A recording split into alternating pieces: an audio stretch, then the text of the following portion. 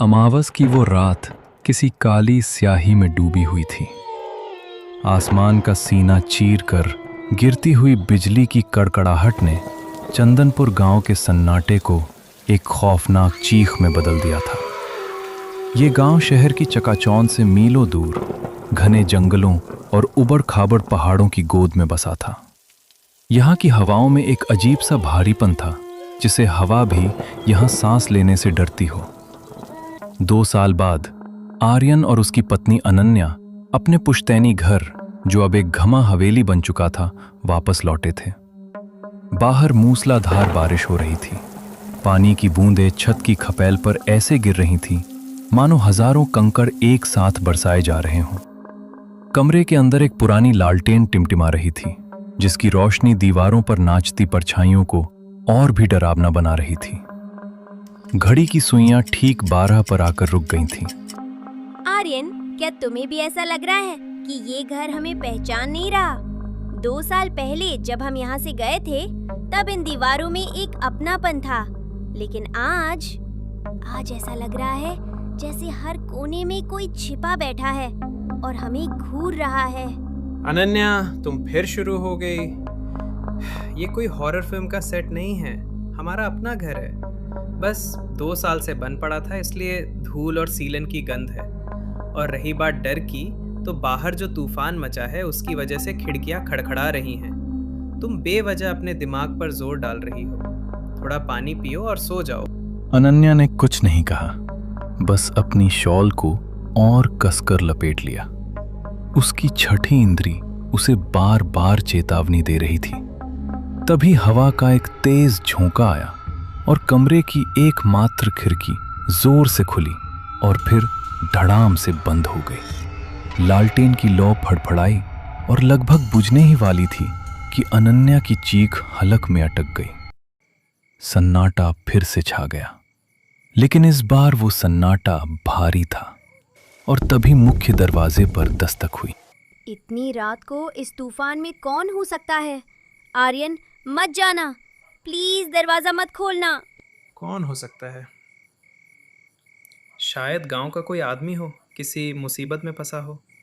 बारिश इतनी तेज है कि शायद किसी के घर की छत टपक रही हो या कोई रास्ता भटक गया हो। मुझे देखना होगा। आर्यन उठ खड़ा हुआ और लालटेन हाथ में ले ली।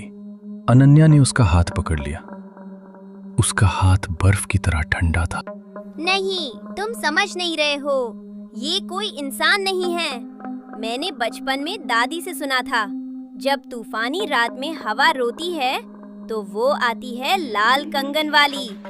वो मदद मांगने के बहाने घर में घुसती है और फिर। अनन्या, बस करो। तुम एक पढ़ी लिखी औरत हो। लाल कंगन वाली क्या मजाक है? ये 21वीं सदी है।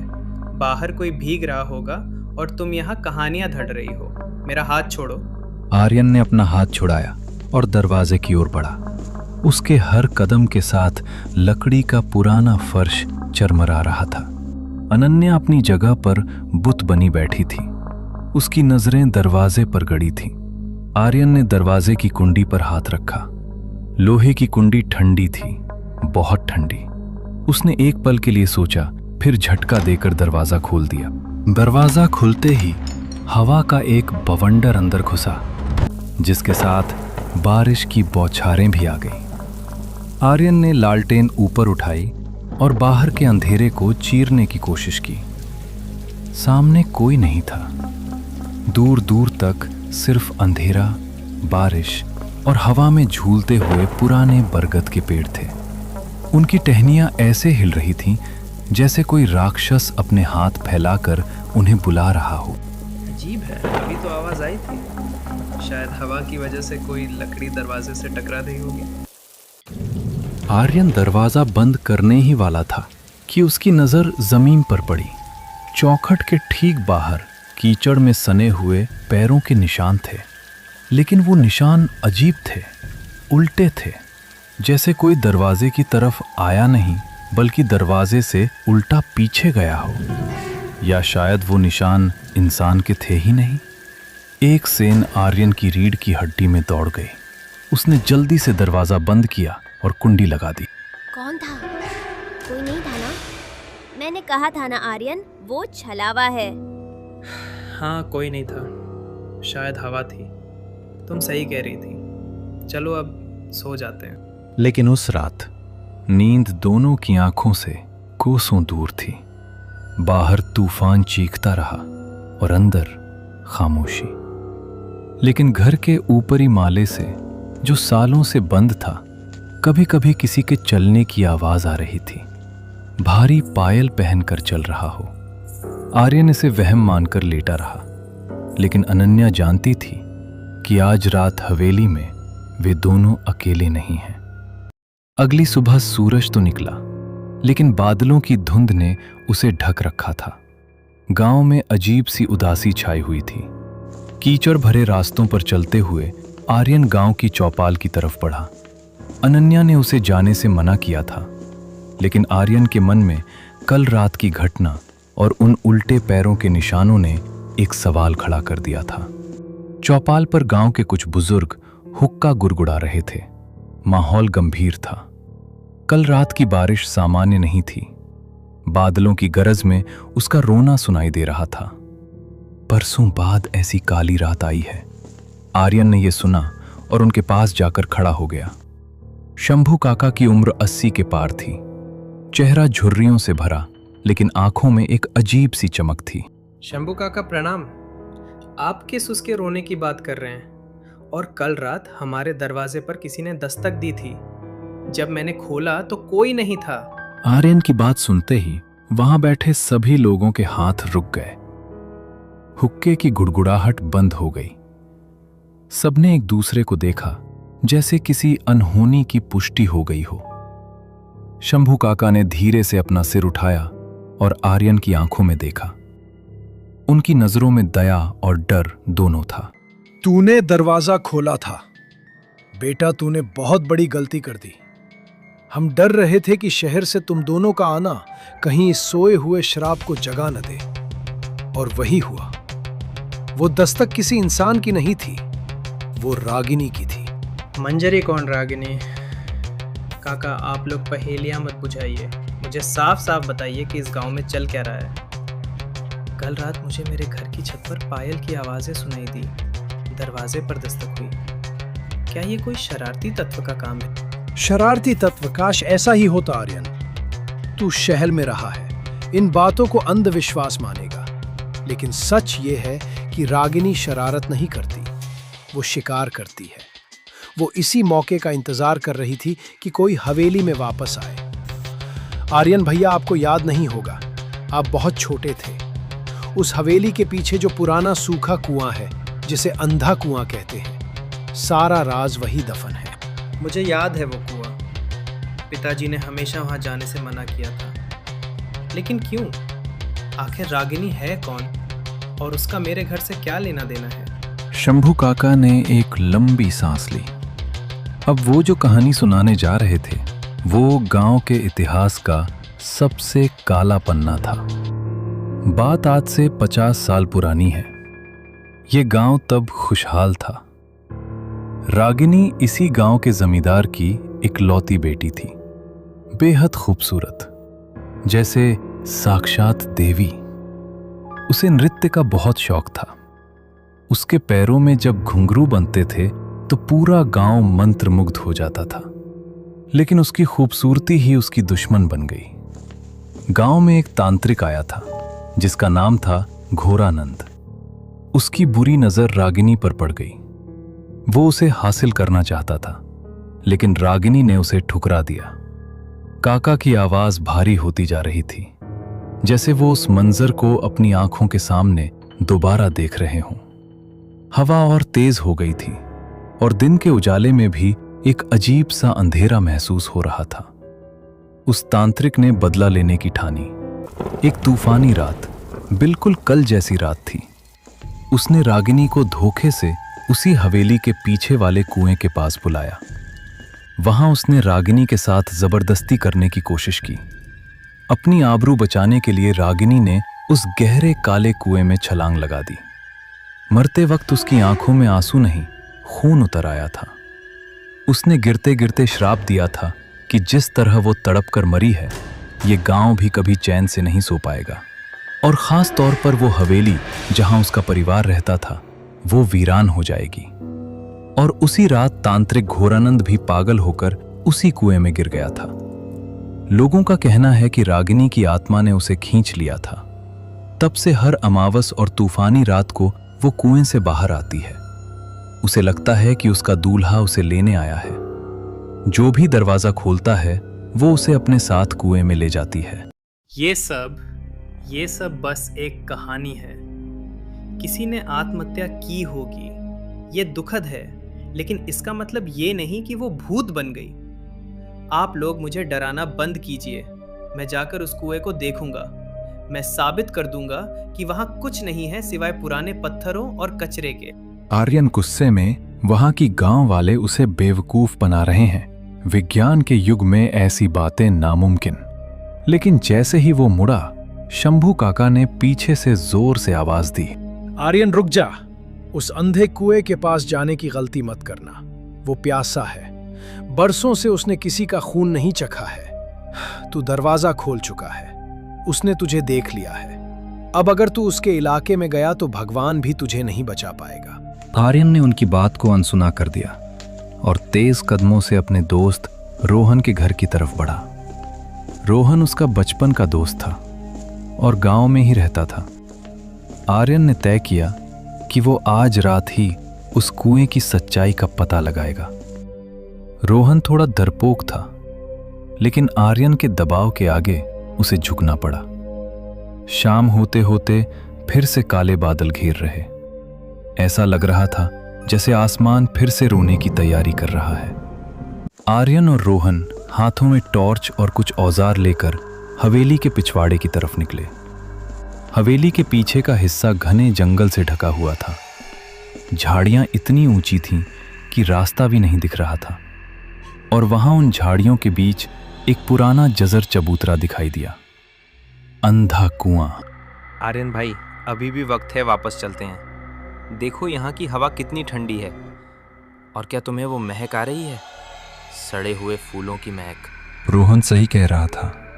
वहां एक अजीब सी मीठी लेकिन सड़ा मारती हुई बदबू थी, जैसे पुराने गेंदे के फूल और सूखे खून की मिली जुली गंध। कुएं का मुहाना बड़े बड़े पत्थरों से ढका हुआ था, लेकिन दरारों के बीच से एक गहरा अंधेरा झांक रहा था। आर्यन ने अपनी टॉर्च जलाई और कुएं की दरारों के बीच रोशनी डाली। रोशनी अंदर तक नहीं जा पा रही थी। अंधेरा उसे निगल रहा था। तभी कुएं के अंदर से एक आवाज आई। ये पानी के टपकने की आवाज नहीं थी, ये घुंघरुओं की आवाज थी। रोहन, क्या तुमने सुना? हाँ भाई, चलो भागो यहाँ से। काका सच कह रहे थे। यहाँ कोई है? इससे पहले कि वो भाग पाते, हवा एकदम से थम गई। जंगल के कीड़ों की आवाज बंद हो गई। पूरा जंगल खामोश हो गया। और फिर कुएं के पत्थरों के नीचे से एक धुआं सा निकला। वो धुआं धीरे धीरे एक आकृति लेने लगा। टॉर्च की रोशनी में आर्यन ने देखा एक धुंधला साया जो धीरे धीरे एक औरत के आकार में बदल रहा था। उसने लाल रंग का जोड़ा पहन रखा था जो मैला और फटा हुआ था। उसके बाल खुले थे और हवा में लहरा रहे थे, जबकि हवा चल ही नहीं रही थी। वो साया उनकी तरफ नहीं देख रहा था, उसकी पीठ उनकी तरफ थी। कौन है वहां? सामने। साया धीरे धीरे घूमा। आर्यन और रोहन की सांसें अटक गईं। उसका चेहरा था ही नहीं। वहां सिर्फ झुलसा हुआ मांस था, और जहां आंखें होनी चाहिए थी वहां दो गहरे काले गड्ढे थे जिनमें अंगारे सुलग रहे थे।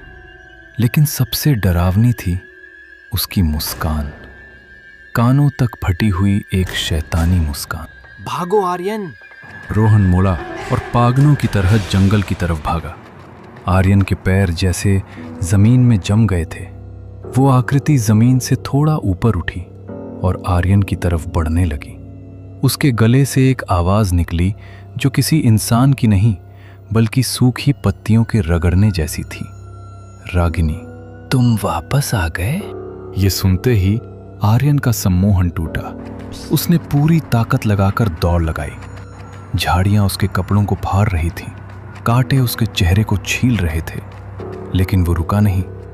पीछे से उस चुड़ैल की हंसी जंगल में गूंज रही थी, एक ऐसी हंसी जो हड्डियों को गला दे। आर्यन भागते भागते हवेली के पिछले दरवाजे पर पहुंचा। उसने जल्दी से दरवाजा खोला, अंदर घुसा और दरवाजा बंद करके अपनी पीठ उससे लगा दी। उसकी छाती धौंकने की तरह चल रही थी, लेकिन घर के अंदर एक गहरा सन्नाटा था। अनन्या कहीं दिखाई नहीं दे रही थी। लालटेन बुझी हुई थी। अनन्या, तुम कहाँ हो? तभी ऊपर की सीढ़ियों से आवाज आई, छम पर गई। सीढ़ियों के सबसे ऊपर अंधेरे में कोई खड़ा था। बिजली चमकी और उस रोशनी में आर्यन ने देखा अनन्या वहां खड़ी थी। आर्यन, मैंने कहा था ना दरवाजा मत खोलना। अब मैं अंदर आ चुकी हूँ। हवेली के हॉल में सन्नाटा इतना गहरा था कि आर्यन को अपनी धड़कनें किसी ढोल की तरह सुनाई दे रही थीं। सीढ़ियों के ऊपर अनन्या खड़ी थी। अनन्या, ये तुम क्या कर रहे हो? ये कपड़े, ये मजाक नहीं है। प्लीज नीचे आ जाओ। वो सीढ़ियों से नीचे नहीं उतरी, बल्कि हवा में तैरते हुए बिना सीढ़ियों को छुए नीचे की ओर सरकने लगी। उसके पैर जमीन से 6 इंच ऊपर थे। अनन्या, वो तो अब सो रही है आर्यन, बहुत गहरी नींद में। अब इस शरीर में मैं हूँ। तुमने ही तो मुझे बुलाया था। दरवाजे पर दस्तक मैंने दी थी, लेकिन कुंडी तुमने खोली। अब ये घर मेरा है और तुम भी। आर्यन के पैरों तले जमीन खिसक गई। अनन्या धीरे धीरे उसके करीब आ रही थी। अचानक अनन्या ने अपना हाथ उठाया और एक अदृश्य शक्ति ने आर्यन को उठाकर दीवार पर दे मारा। धड़ाम! आर्यन दर्द से करा उठा। क्या बिगाड़ा है? ये पूरी हवेली मेरे खून से रंगी है। मेरे पिता ने मुझे नहीं बचाया, उस तांत्रिक ने मुझे नोच डाला और तुम लोग बस तमाशा देखते रहे। मुझे मुक्ति चाहिए, खून के बदले खून। आर्यन को समझ आ गया कि बातों से काम नहीं बनेगा। उसे अपनी जान बचानी होगी ताकि वो अनन्या को बचा सके। उसने पास पड़े वास को उठाया और पूरी ताकत से अनन्या की तरफ फेंका। फूलदान उसके आर पार निकल गया, जैसे वो धुएं की बनी हो, और दीवार से टकराकर चूर चूर हो गया। लेकिन इस हमले ने उसका ध्यान भटका दिया। आर्यन ने मौका देखा और खिड़की की तरफ लपका। कांच तोड़कर वो बाहर कूद गया। कांच के टुकड़ों ने उसके हाथों और पैरों को काट दिया, लेकिन दर्द का एहसास उसे बाद में होने वाला था। वो बारिश में भीगता हुआ सीधा शंभू काका के घर की तरफ भागा। आर्यन ने शंभू काका के दरवाजे को पागलों की तरफ पीटना शुरू कर दिया। काका, दरवाजा खोलिए! काका, अनन्या को उसने पकड़ लिया है, मदद कीजिए! काफी देर बाद दरवाजा खुला। शंभू काका उनके पीछे गांव के कुछ और लोग भी थे, जिनमें रोहन भी शामिल था, जो बुरी तरह डरा हुआ लग रहा था। आर्यन की हालत देखकर वे समझ गए कि अनर्थ हो चुका है। मैंने कहा था ना। खैर, अब रोने का समय नहीं है। अगर अनन्या के शरीर में वो प्रवेश कर चुकी है तो हमारे पास बहुत कम समय है। अगर सूरज उगने तक हमने उसे नहीं निकाला तो अनन्या की आत्मा हमेशा के लिए उस अंधकार में खो जाएगी। मैं कुछ भी करने को तैयार हूँ, बस उसे बचा लीजिए। हमें बंधन अनुष्ठान करना होगा, लेकिन ये बहुत खतरनाक है। हमें उसी कुएं के पास जाना होगा जहां रागिनी की लाश है। उसकी असली ताकत वहीं है और वहीं उसे कैद किया जा सकता है। लेकिन आर्यन, एक सच और है जो तुम्हें जानना होगा। क्या सच? अब क्या बचा है? रागिनी सिर्फ तांत्रिक की वजह से नहीं मरी थी। उस रात तुम्हारे दादाजी, वो उस समय गांव के प्रधान थे, जब रागिनी मदद के लिए चिल्ला रही थी, तुम्हारे दादाजी ने डर के मारे हवेली के दरवाजे बंद कर लिए थे। उन्होंने उसे अंदर नहीं आने दिया। इसी हवेली के दरवाजे पर उसने दम तोड़ा था। बाद में तांत्रिक ने उसे कुएं में फेंका, इसलिए वो तुम्हारे खून की प्यासी है। ये पाप तुम्हारे पुरखों का है। आर्यन, ये सुनकर आर्यन सन्न रह गया। उसे अब समझ आया कि रागिनी बार बार दरवाजा और हवेली की बात क्यों कर रही थी। उसका गुस्सा जायज था। उसके ही परिवार ने उसे मरने के लिए छोड़ दिया था। एक गहरा अपराध बोध आर्यन के मन में भर गया, लेकिन साथ ही एक संकल्प भी। उसे अपने पूर्वजों की गलती सुधारनी होगी। मैं तैयार हूँ, चलिए। रोहन, वे सब हवेली की तरफ बढ़े। हवेली अब पूरी तरह अंधेरे में डूबी थी, लेकिन अंदर से एक अजीब सी हरी रोशनी आ रही थी। जैसे ही वे अंदर घुसे, उन्होंने देखा कि अनन्या हवा में लटकी हुई थी। उसके बाल चारों तरफ फैले हुए थे और वो किसी अजीब भाषा में मंत्र पढ़ रही थी। फर्नीचर हवा में तैर रहा था। इसे पकड़ो, इसे रस्सियों से बांधो, हमें इसे कुएं तक ले जाना होगा। गांव वाले अनन्या की तरफ लपके। जैसे ही उन्होंने उसे छूने की कोशिश की, एक जोरदार झटका लगा और वे दूर जा गिरे। लेकिन शंभू काका ने पवित्र राख अनन्या के ऊपर फेंकी। राख के छूते ही अनन्या रागिनी चीख पड़ी। उसकी त्वचा से धुआं निकलने लगा। इसी मौके का फायदा उठाकर ची ने उसे पकड़ा और रस्सियों से जकड़ दिया। वे उसे घसीटते हुए बारिश और कीचड़ के बीच हवेली के पीछे वाले अंधे कुएं के पास ले गए। कुएं के पास पहुंचकर उन्होंने अनन्या को चबूतरे पर लेटा दिया।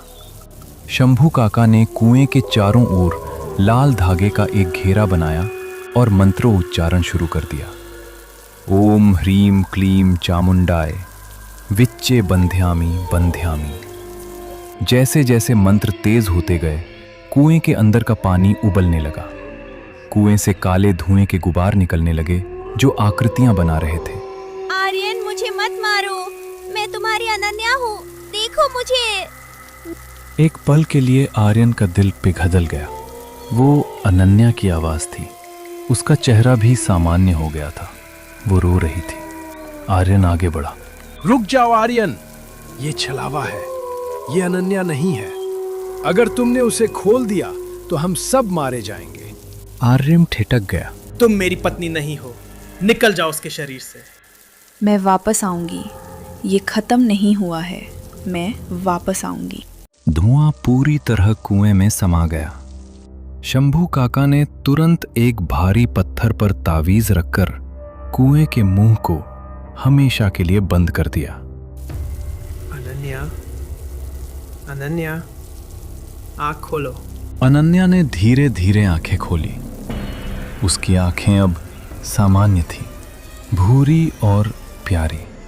आर्यन, मुझे बहुत बुरा सपना आया। बहुत अंधेरा था और ठंड थी। सब ठीक है, सपना खत्म हो गया, हम सुरक्षित हैं। अगली सुबह आर्यन और अनन्या ने हमेशा के लिए वो गांव छोड़ दिया। उन्होंने पीछे मुड़कर हवेली की तरफ एक बार भी नहीं देखा।